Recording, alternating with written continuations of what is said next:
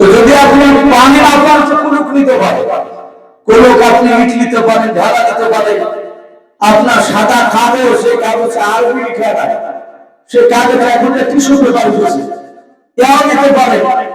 শুকনো তেল আপনার নিতে পারেন, আপনার ধুলো, মাটি, শুকনো কাঠ আপনি নিতে পারেন। শরীরে মাদ্রাসার প্রাক্তন বাকি হেড মাওলানা ছিলেন, এখন কাশীপুরে যে মাদ্রাসা করেছে হযরত মাওলানা বদরুল আবু সাহেব দামাত বরকতুল্লাহ আলিয়া, উনি হাকিকত আপনাদের এলাকায় অনেকবার এসেছেন। উনি আমাদেরকে পড়াছিলেন যে ইস্তেঞ্জাকে बाद पानी अगर ना मिले तो क्या क्या चीज लेना जायज है। যে পানি যদি না পাওয়া পেশাব করা পড়তে কোন কোন জিনিস নেওয়া জায়েজ আছে। আমরা বাহ্যিক ক্লাসে সেই সময় 10টা ছেলে ছিল, নদিয়ার একটা ছেলে 60 রুপিয়া নামে কয়েকদিন আগে বাপজোর গিলামে গেছে। ওই ইউটিউবে কথাটা শুনে বলছি নিশু ভাই আমার নামটা বলেছেন যে কিয়ামত পর্যন্ত আমি নড়ে গেলে এই ওয়াজ যতদিন থাকবে ততদিন আমার নামটা তো থাকবে ভাই। তো ছেলেটা একটু খুব লোভের টাইম, তো ও ক্লাসে বাপজি বসেছিল, আমরা বসেছিলাম। এখন পেশাব করার পর বাপজি ইচ্ছাকেই তো শুরুতে বাচ্চা তখন পড়ে যাবে। বদরুল আবু সাহেব বাপজি চেয়ার নিয়ে বসে আছে, আরো হুজুর বসে আছে। ও বাথরুমে পেশাব না করে বাপজি বাথরুমের এক সাইডে যে ও পেশাব করে বাপজি গোটা ইটকে নিয়েছে, ইটকে নিয়ে কাপড়ের তলে নিয়ে বাপজি কুলুক বা করেছে, হাইটে পড়েছে। তখন বাদুর হুজুর বলছে আর একটা ছেলেকে হামজা বলে নাম, আমি হামজা বলে, আমি হামজাকে জিজ্ঞাসা করতে কি হলো রে? ও সুজা হ্যাঁ হাঁটছে না, আর হুজুর তো জানছে বাথরুম তো অনেক কাছে পেছাব না, আর এইভাবে পুকুরি করে হাঁটছে গেল, আর বাকিটাকে হলো নাকি পুরা পুরা ফেসবুক করে বাপ। তখন আমি হামজাকে বলছি সাফুদা কি হয়েছে? তো তুমি জানে যে পেশাব করে কুলুক মিলে কথা বলতে হয় না। তখন এইভাবে ইশারা করে বলছে বলা হবে না। তখন ধমক দেব যাই ব্রাদারকে সোজা কি হয়েছে? তখন যাই কি হয়েছে বল, হুজুর জিজ্ঞাসা করছে। তখন বলছে যে কুলুক লিয়েছি। তো কুলুক লিয়েছি, তখন কাপড়ের ভিতর থেকে একদম সে গোটা আসে ইট বাইর করে দেখাচ্ছে। তো হুজুর হাসতে হুজুর বলছে কত হুজুর ব্রাদার ডাক দিবি, আরে শয়তানের ভাবে গোটা ইট না লিয়েছি, গোটা পাঁচিল ঘুরে বেড়া যা। তখন বলছে যে হুজুর আপনি ইট লিয়া যায় বললে আপনি তো পরিমাপ বলেন এ কত নিতে হবে। তো হুজুর বলছে তুই জানিস না যে কত নিতে হবে তা? তো আরো অনেক কথা হুজুর একটু হাস্যকর করে বলল। আমি মনে মনে ভাবছি হয়তো ভাবছি আমি জানি না। লাস্টে তখন বলছে যে আমার হুসাইন তার বংশ সব পানি পানি করে শেষ হয়ে গেছে, এই জন্য আমরা পানি ব্যবহার করি। পানি নিয়ে একদম বাস্তব কথা বলছে। অনেকে বাপটি মদ খায়, যারা বুঝে না তারা যায়, না বুঝে সেটা বাপটি হয়তো জানে না, কিন্তু জানার বড় বাপটি ওতে যাওয়া যাবে না। ওরা হায় হসে করছিল, এটা ছিল বাপটি এজিদের দেওয়া। এজিদের মাথাকে পেতে এজিদের লোকেরা তারা আনন্দ করে হায় হসন করতে করতে গিয়েছিল মাথাখানে এজিদের কাছে। এজন্য বাপটি হায় হসেন যারা জারি করে। আমার ইউটিউবে আশা করি কথা অনেকে শুনছে, আমি বলবো প্রতিটা বাপটি ভাইদেরকে না জানতে যা করেছেন দোয়া করবে, ওই জারিতে যাবে না। মহরম মাসে বাপটি আপনাকে ওই জারি দেখানোর কথা হাদিসে নাই। হাদিসে আছে মহরম মাসে দুটো রোজা রাখার কথা। এটা ঠিক না ঠিক বলবেন? দুটো রোজা আপনি ইবাদত করেন, আপনি দান ধ্যান করেন, এগুলো জায়েজ আছে। আপনি নামাজ পড়বেন না, রোজা করবেন না, পেশাব করে পানি দিবেন না, আর ওইভাবে বাপটি চলে যাবেন না। বেশিরভাগ মানুষ বাপটি তারা মাতাল সাজে, পানির মধ্যে দু চারটে মানুষ থাকতে পারে বাপটি তারা বাইরে নিতে পারে, কিন্তু অনেকে যায় না। আমি বলছিলাম হুসাইন রাদিয়াল্লাহু তাআলা আনহু বাপটি আপনার আস্তে আস্তে বাপটি সেই মদিনার যখন বাদশা হলেন, এজিদের বেটা নয়, মুআবিয়ার বেটা এজিদ, সে বাপটি চিঠি লিখে পাঠালো গ্রামের মধ্যে নাম করে। কিতাবে লিখেছে এক নাই দুই নাই 150 খান বাপটি চিঠি হুসাইনের দরবারে পৌঁছাচ্ছে। হুসাইন চিঠিগুলো নিয়ে একাই সিদ্ধান্ত নিলেন না, উনি মাশওয়ারা করলেন। হুসাইন দেখেছেন আমার নানু ভাই সাহাবাদেরকে নিয়ে মাশওয়ারা করেছিলেন, বলুন সুবহানাল্লাহ। যে কোনো কাজ বাকি করতে নবী মাশাআল্লাহ ভিত্তিক কাজ হতো। সারা পৃথিবীতে নবীর উপর দিয়ে জ্ঞান আর কোন মানুষের ছিল বা কথা বলে কিয়ামত পর্যন্ত জন্মাবে না নবীর উপর দিয়ে জ্ঞান আর মানুষ। অথচ বাকি খন্দক বলে একটা যুদ্ধ পাওয়া যায়, খন্দকের যুদ্ধ। খন্দক মানে বাকি খোঁড়া, মাটি খোঁড়া, গর্তকে বাকি গর্ত করেছিল। তো কেতাবে লিখেছে আল্লাহ রাসূল গর্ত করার আগে নবী সাহাবাদেরকে নিয়ে আলোচনা করলেন। বসলেন, বললেন সাহাবারা আজকে যুদ্ধ নয়, আগামী পরশু যুদ্ধ। আমাদের আজ আর কাল সময় আছে হাতে, পরশু দিন যুদ্ধ শুরু হবে। সাহাবারা বলে এই যুদ্ধটা কিভাবে পরিচালনা করা যায়, কিভাবে আমরা কাফেরদেরকে হারাতে পারবো, বেঈমানদেরকে। সাহাবারা একটু তোমাদের মতামতটা বলুন। সবাই নবী বলতে পারতেন না যে তোমাদের চেয়ে আমার ব্রেন বেশি, আমার বুদ্ধি আছে? অথচ সাহাবারা বললেন আবু বকর ও নবী আপনার অপর দিয়ে ব্রেন আর কারণ আর পৃথিবীতে আমাদের নয়। নবী আপনি যেভাবে ডিসিশন নিলেন সেভাবে আমরা মানব। আল্লাহর নবী বলেন সাহাবারা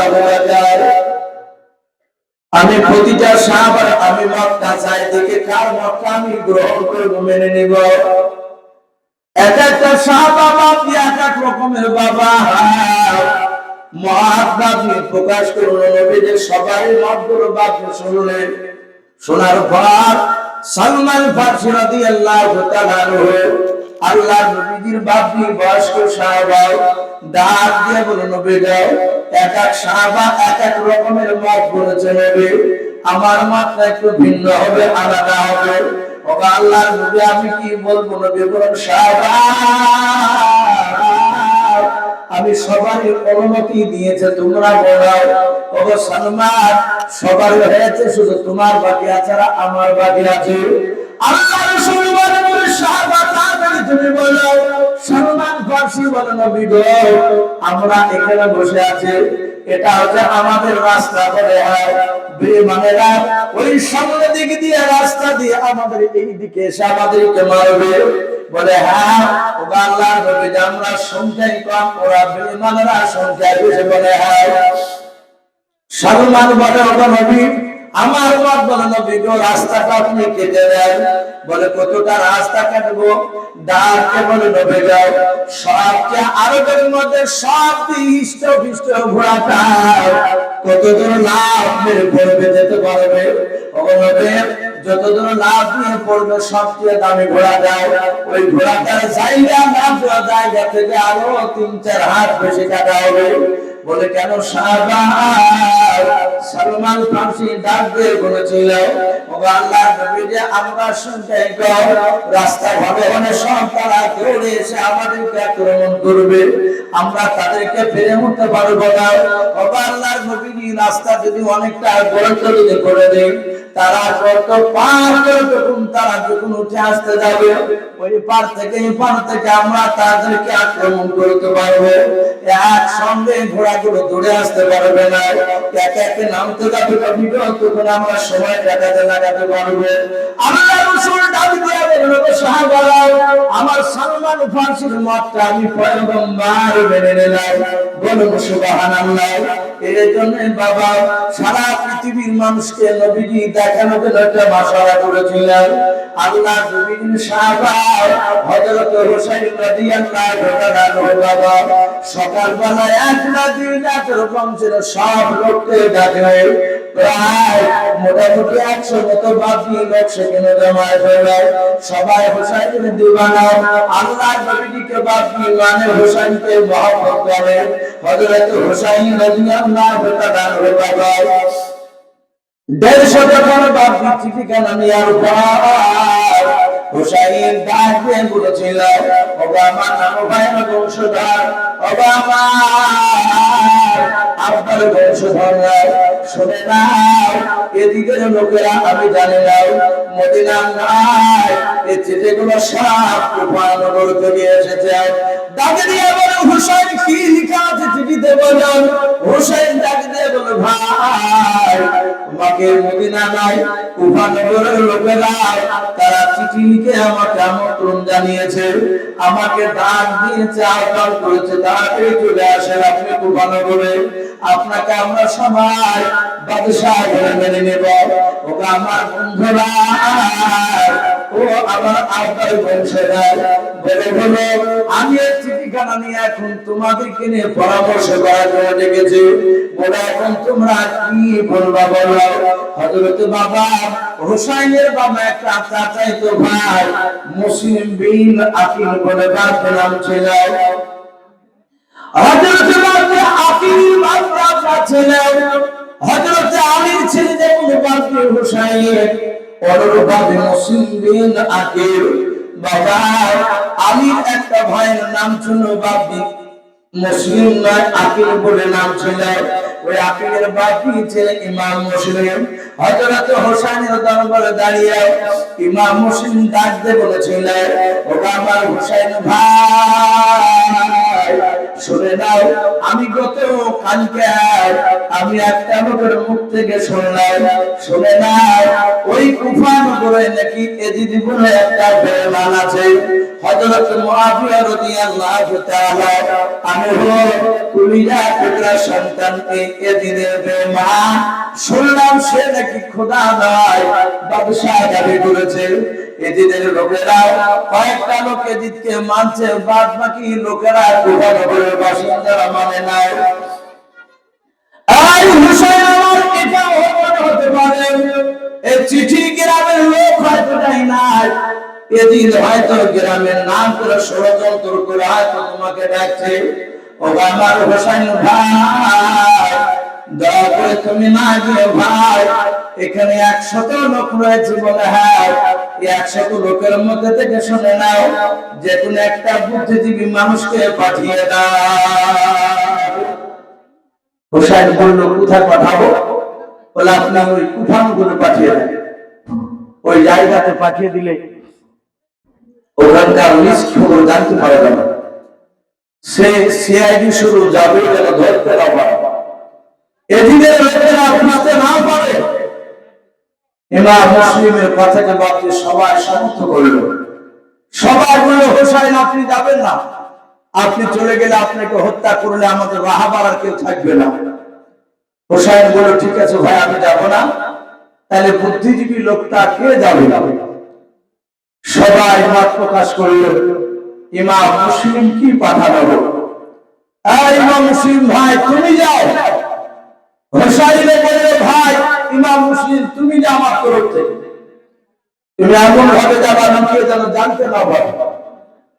ইমাম মুসলিম যাহাতে বাদ দিয়ে যাবো বলে দাঁড়ালে। ইমাম মুসলিমের 2টো সন্তান ছিল, কিতাবে লিখেছে বড় ছেলেটার নাম ছিল ইব্রাহিম, তার বয়স ছিল বাকি 12 বছর। দ্বিতীয় ছেলেটার নাম ছিল বাকি মুহাম্মদ, তার বয়স ছিল বাকি মাত্র 10 বছর।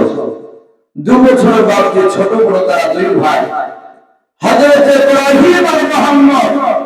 আবার কোন আমি লিখেছেন যে না বড় ভাইটার বয়স ছিল 10 বছর আর ছোট ছেলেটার বয়স ছিল বাকি 8 বছর। ভাই 12 কিংবা 10 কিংবা 10 কিংবা 8, 2 বছরের বাকি তারা 2 ভাই ছোট বড়। তারা ছোটবেলায় তাদের মাকে বাপ দিয়ে হারিয়েছিল।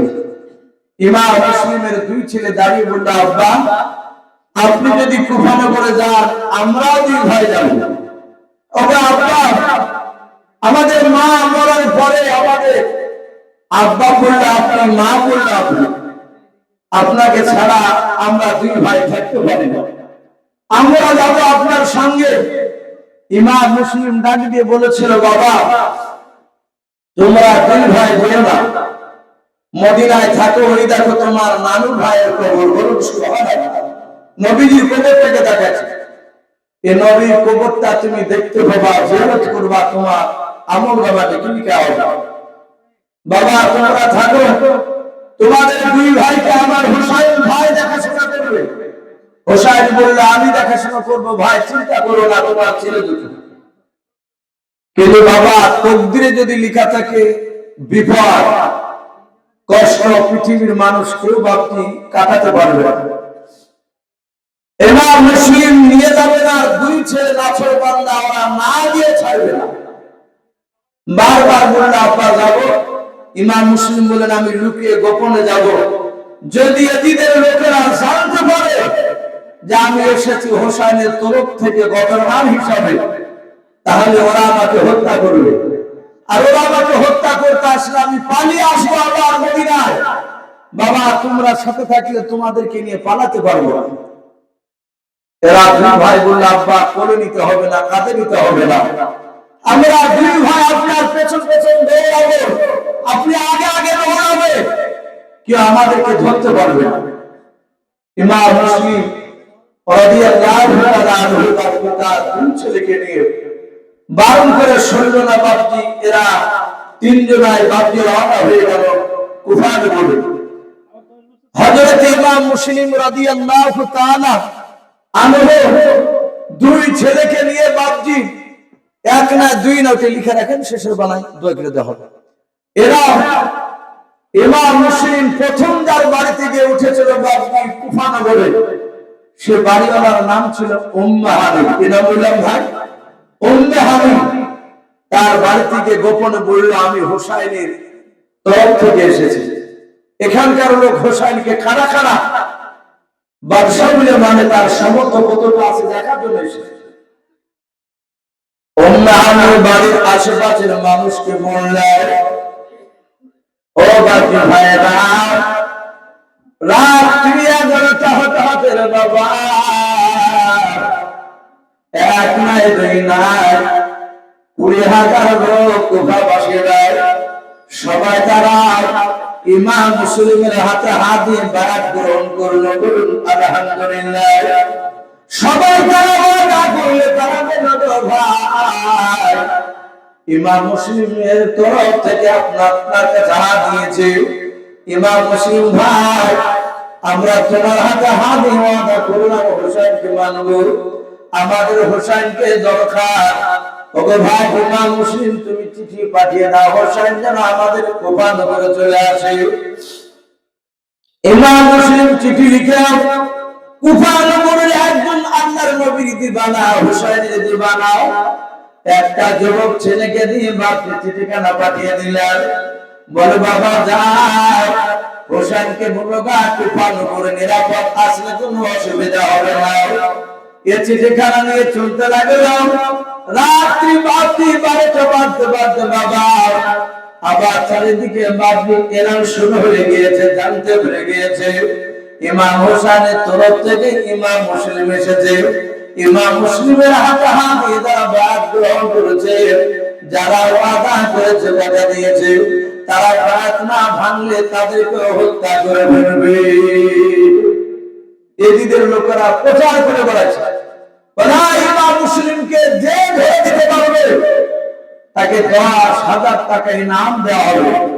শুধু তাই নয়, ইমাম মুসলিমকে যার বাড়িতে পাওয়া যাবে তাকে শুধু হত্যা করা হবে।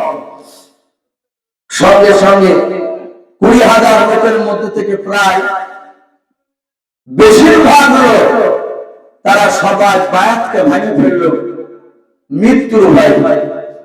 তারা সবাই বাপজি বলল ইমাম মুসলিম পালিয়ে যাও, আর তোমাকে আমরা বাঁচাতে পারবো না। উম্মে হানি বলল ভাই ইমাম মুসলিম এখনই পালিয়ে যাও। ইমাম মুসলিম বলল ভাই তাহলে এই রাতারাতি কুফা নগর থেকে আমি মদিনায় পালিয়ে যাব। দুই ছেলেকে নিয়ে বাপটি রাস্তা দিয়ে হেঁটে যাচ্ছে। বেশ কিছু যাওয়ার পর ইমাম মুসলিম ডাক দিয়ে বলেছিল বাবা আমি মদিনাতে বলেছিলাম তোমরা দুই ভাই আমার সঙ্গে এসো না। বলে বাবা বলে এখন তোমাদেরকে তো কোলকে নিয়ে দৌড়াতে পারবো না। হযরত ইব্রাহিম আর মুহাম্মদ কি বলে আপনি চিন্তিত হবেন না, আমরা আপনার পেছন পেছন দৌড়ে যাবো, আপনি চলুন। অনেকটা রাস্তা বাকি দৌড়ে গেলেন। সামনে গিয়ে দেখেন বাবা কুফা নগরের লোকেরা ইয়াজিদের লোকেরা তরবার নিয়ে ঘুরছে। ইমাম মুসলিমকে বাবা ঘুরতেছে। এই দিদি বলেছে গোটা কুফানগরকে ঘেরা করে নাও, যেন কুফানগর থেকে ইমাম মুসলিম যেন পালিয়ে না যেতে পারে।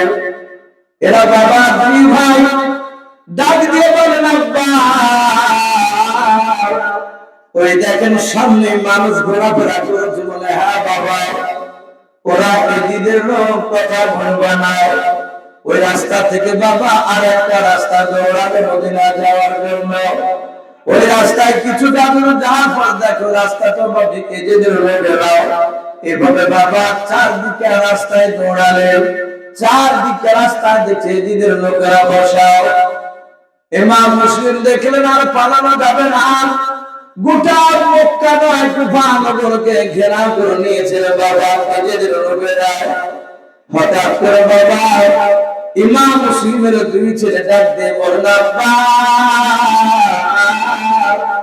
আমরা দুই ভাই আর দৌড়াতে পারি না।